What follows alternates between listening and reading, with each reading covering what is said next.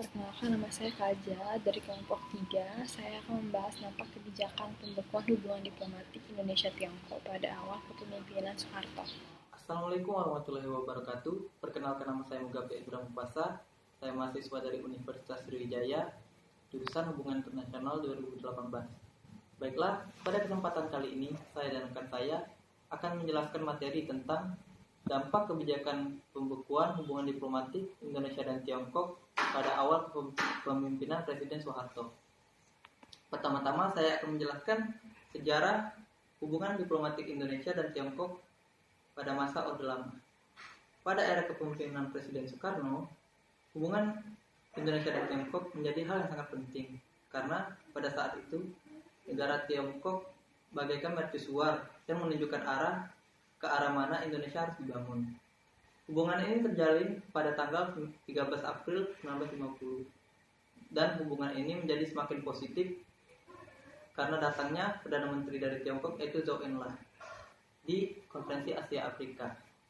Pada saat Perdana Menteri Zhou Enlai datang, dia mengemukakan 5 prinsip hidup berdampingan secara damai yang disponsori oleh Myanmar dan India dan juga didukung para peserta.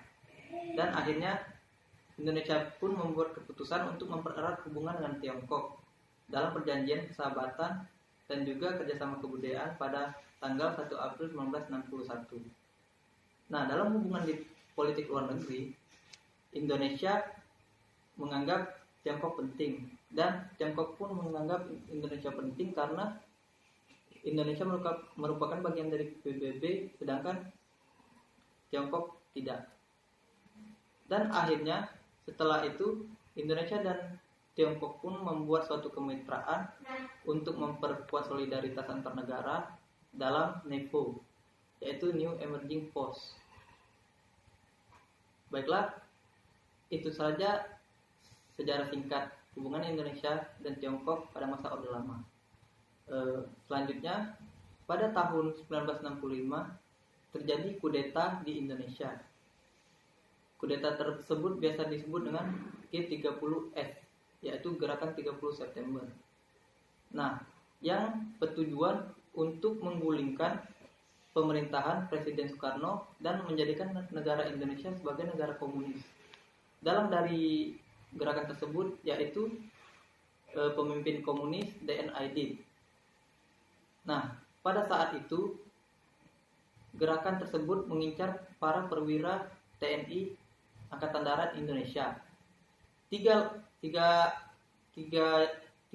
para perwira tersebut berhasil dibunuh dan yang lainnya dimasukkan ke lubang buaya. Nah, pada saat 30 September itulah mengapa kita memperingati hari ini dan 1 Oktobernya memperingati kesaktian Pancasila untuk mengenang jasa para pahlawan yang gugur dalam gerakan ini. Nah, setelah itu Pak Presiden Soekarno dituntut untuk membubarkan PKI, Partai Komunis Indonesia. Dan akhirnya Presiden Soekarno pun mengeluarkan Super Semar, Surat Perintah 11 Maret, yang isinya adalah suksesi pengalihan kekuasaan yang dialihkan ke Jenderal Soeharto. Dan akhirnya Jenderal Soeharto pun menjadi Presiden Indonesia kedua. Baiklah, materi selanjutnya akan dijelaskan oleh teman saya yaitu Kaja Murisa Amalu. Dengan adanya Super Semar, masa Orde Lama ini berada di bawah kepemimpinan Soekarno beralih ke Orde Baru yang dipimpin oleh Soeharto.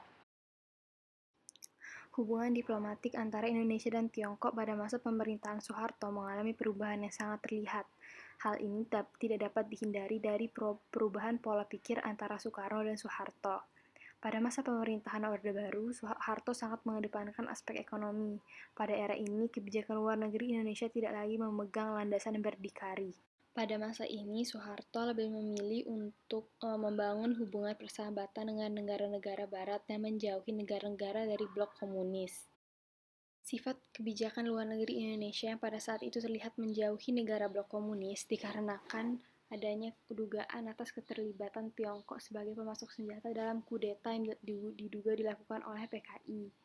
Anggapan ini diperkuat dengan adanya fakta bahwa Tiongkok pada saat itu sedang gencar menyebarkan ide komunis ke seluruh dunia. Dan untuk menghindar tumbuhnya paham komunis di Indonesia, Soeharto kemudian memutuskan untuk melakukan pembekuan hubungan diplomatik Indonesia dan Tiongkok. Pada Oktober 1967, Kabinet mengumumkan secara resmi bahwa hubungan diplomatik Indonesia dan Tiongkok telah dibekukan. Dampak dari kebijakan pembekuan hubungan diplomatik Indonesia terhadap Tiongkok yang pertama, adanya diskriminasi yang bertambah terhadap etnis Tiongkok. Yang kedua, adanya fobia terhadap etnis asli Tiongkok dan etnis Tiongkok yang ada di Indonesia itu dibatasi untuk merayakan budaya-budaya asli mereka, seperti Imlek. Yang ketiga, ekonomi di Indonesia terancam akibat terjadinya kebijakan pembekuan ini.